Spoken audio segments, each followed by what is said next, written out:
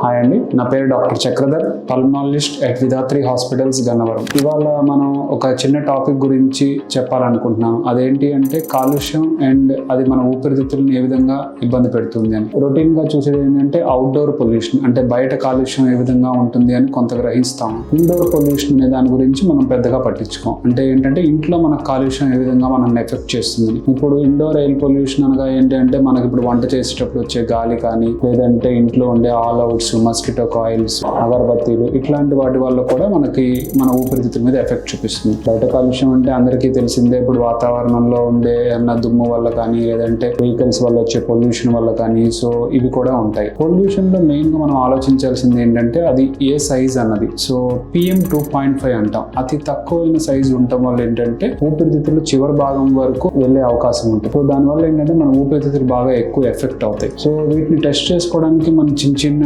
Testing points ఉంటాయి. అదేంటి అంటే పీక్ ఫ్లో మీటర్ అంటాము, పైరోమెట్రీ అంటాం. రకరకాల ఊపిరితిత్తుల్ని ఎంతవరకు అవి ఎఫెక్ట్ చేస్తున్నాయని మనం తెలుసుకునే అవకాశం ఉంది. సో ఇది తెలుసుకుంటే మనకు ఊపిరితిత్తుల నుంచి ఎఫెక్ట్ కానికుండా కాలుష్యం వల్ల మనం జాగ్రత్త పడవచ్చు. సో ఫైనల్లీ మనం ఏంటి అంటే ఇప్పుడు కాలుష్యం మన ఊపిరితిత్తుల్ని ఎంత ఎఫెక్ట్ చేస్తుంది అని తెలుసుకోవడానికి ఈ రకమైన చిన్నిపాటి టెస్టులు మనకు చాలా ఉపయోగిస్తాయి. సో అది తెలుసుకుంటే మన ఊపిరితిత్తులు ఎఫెక్ట్ కాకుండా జాగ్రత్తగా కాపాడుకోవచ్చు. సో ఆఖరిగా మనం ఏంటి అంటే ఇప్పుడు పొల్యూషన్ గురించి తెలుసుకొని ఆ పొల్యూషన్ మన ఊపిరితిత్తుల్ని ఏ విధంగా ఎంతవరకు ఎఫెక్ట్ చేసిందని తెలుసుకుంటే మనం కాలుష్యం వైపు నుంచి అరికట్టుకోవడానికి ఏమేం చేయొచ్చు. సో దానివల్ల మనం తెలుసుకున్న టెస్టులను బట్టి ఏంటంటే మనం ఇంకా తదుపరి ఏమైనా వైద్యం చేసుకోవాలో లేదో కూడా తెలుస్తుంది. Thank you.